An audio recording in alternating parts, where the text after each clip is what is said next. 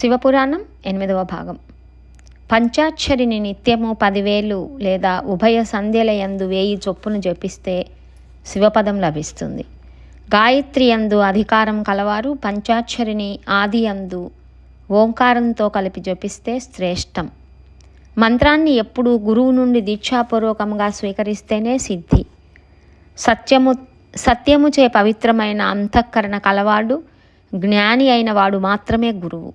పంచాక్షరిని గాయత్రి మంత్రాధికారులు నమఃపూర్వకంగాను, ఇతరులు నమః అంతముగాను.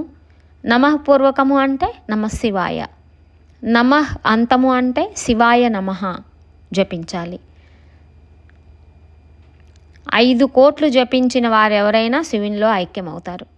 1, 2, 3, 4 కోట్లు జపిస్తే క్రమంగా బ్రహ్మ, విష్ణు, రుద్ర, మహేష లోకాలను పొందుతారు. ఒక అక్షరాన్ని వేరువేరుగా అక్షర లక్షలు లేదా మంత్రాన్ని అక్షర లక్షలు అంటే 25 లక్షలు జపిస్తే కైలాస సిద్ధి కలుగుతుంది. అనంత కోటి మంత్రాలున్నాయి. ఒక అక్షరం మొదలుగా 9,999 అక్షరాలు గల మంత్రాలున్నాయి. ఒకే అక్షరం గల మంత్రాలను 1 కోటి జపం చేయాలి.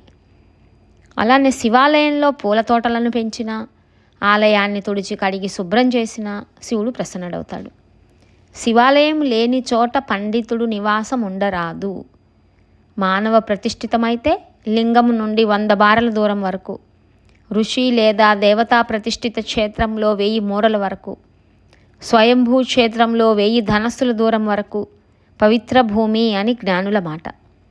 గ్రామంలో గల బావులలోని నీరు పానయోగ్యము కాకపోయినా ఆ గ్రామంలో గల శివాలయంలోని బావి నీరు మధురంగా ఉంటుంది.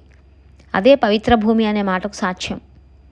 మానవుని మరణానంతరం దహనం మొదలుగా ఇతర కర్మలను శివక్షేత్రంలో చేస్తే ఆ జీవుడు ముక్తుడవుతాడు. కోరికలతో శివార్చన చేస్తే వెంటనే ఫలం లభిస్తుంది. నిష్కామంగా చేస్తే జ్ఞానమే దాని లబ్ధి. మహామహిమోపేతమైన శివక్షేత్రంలో 7, 5 లేక 3 కనీసం 1 రాత్రైనా నివసిస్తే శివానుగ్రహం తప్పక లభిస్తుంది. ఉదయం, మధ్యాహ్నం, సాయంకాలం అని దినం 3 భాగాలుగా ఉంది కదా. ఉదయం నిత్యకర్మలకు, మధ్యాహ్నం కామ్యకర్మలకు, సాయంకాలం శాంతి కర్మలకు తగిన కాలం. రాత్రి యందు కూడా ఇలాంటి విభాగమే ఉంది. రాత్రి మధ్య భాగానికి నిషీధమని పేరు. ఆ కాలంలో శివపూజ చేస్తే విశేష ఫలం. కలియుగంలో విశేషించి కర్మచేత ఫలసిద్ధి. మానవుడు ధార్మిక ప్రవృత్తి, పాపభీతి కలిగి యథాశక్తి పైన చెప్పిన వాటిలో ఏదో ఒకదాన్ని ఆచరిస్తే ఫలం అనంతంగా ఉంటుంది. ఇంతవరకు శ్రద్ధతో విన్న ఋషులు ప్రీత చేతస్కులై సూతుని ఇలా అడిగారు: ఓ సూత, నువ్వు యోగులలో శ్రేష్ఠుడవు. మాకు పుణ్యక్షేత్రాల గురించి సంగ్రహంగా చెప్పు. శివక్షేత్రాలను గురించి, శివాగమాలను గురించి కూడా మాకు వివరించు. మానవులందరూ వాటిని దర్శించి సేవించి ధన్యులవుతారు. అప్పుడు సూతుడు ఇలా చెప్పసాగాడు: ఓ మునులారా, దుర్గమ్మ పర్వతారణ్యాలతో కూడిన ఈ విశాలమైన భూమి శివాజ్ఞచే ప్రాణులను ధరించి ఉంది. జగన్నాథుడైన పరమేశ్వరుడు లోకానుగ్రహం కోసం ఆయా స్థలాల్లో పుణ్యక్షేత్రాలను కల్పించాడు. ఋషులు నివసించుట వలన కొన్ని, దేవతానుగ్రహం వలన కొన్ని, స్వయంభూ లింగార్భం వలన కొన్ని లోక రక్షణార్థం క్షేత్రములయ్యాయి. పుణ్యక్షేత్రాలలో తీర్థస్నానం మహిమోపేతమైనది. క్షేత్రం అంటే భూమి మహిమ, తీర్థం అంటే జల మహిమ. ముందు తీర్థాలను గురించి చెప్తాను, వినండి. సరస్వతీ నది 60 ముఖాలు గలది. ముఖాలు అంటే ధారలు లేక చిన్న చిన్న ఉపనదులు గలది. హిమవత్ పర్వతంలో పుట్టిన గంగానది 100 ముఖములు కలది. దాని తీరంలో కాశీ ఇత్యాది పుణ్యక్షేత్రాలున్నాయి. సూర్యుడు మృగరాశిలో ఉండగా కాశీ నివాసం శ్రేష్టం. గురువు మృగరాశిలో ఉండగా సోనభద్రా నది శ్రేష్టం. దానికి 10 ముఖాలున్నాయి. నర్మదా నదికి 24 ముఖాలున్నాయి. తమసా నదికి 12, రేవా నదికి 10, గోదావరికి 21, కృష్ణవేణికి 18, తుంగభద్రకు 10, సువర్ణముఖి నదికి 9 ముఖాలు ఉన్నాయి.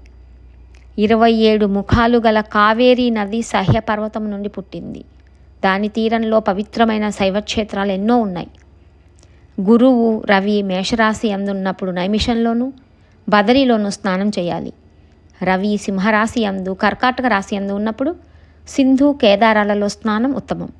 భాద్రపద మాసంలో గురువు సింహరాశిలో ఉండగా గోదావరి స్నానం, గురువు రవి కన్యారాశిలో ఉండగా యమున సోన నదుల స్నానం, రవి గురువులు తులారాశిలో ఉండగా కావేరీ స్నానం, మార్గశిర మాసంలో రవి గురువులు వృశ్చిక రాశిలో ఉండగా నర్మదా నదీ స్నానం అమిత పుణ్యప్రదములు.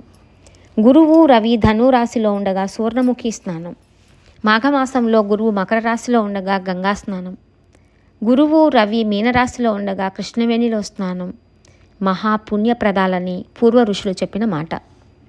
తామ్రపర్ణి, వేగవతి నదీ తీరాలలో స్వర్గ ఫలాన్నిచ్చే దివ్యక్షేత్రాలున్నాయి.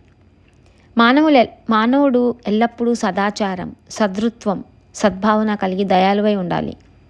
పుణ్యక్షేత్రములయందు, తీర్థములయందు, నదీ సంగమ తీరములయందు, గిరి శిఖరములయందు, అరణ్యములయందు, వనములయందు పరమేశ్వర విలాసం తాండవమాడుతూ ఉంటుంది. అందుకనే అక్కడ చేసిన పుణ్యం వృద్ధి పొందుతుంది. అలాగే పాపం కూడా పుణ్యం ఐశ్వర్యాన్ని ఇస్తుంది. మనోవాక్కాయ కర్మలచే చేసిన పాపాన్ని హరిస్తుంది.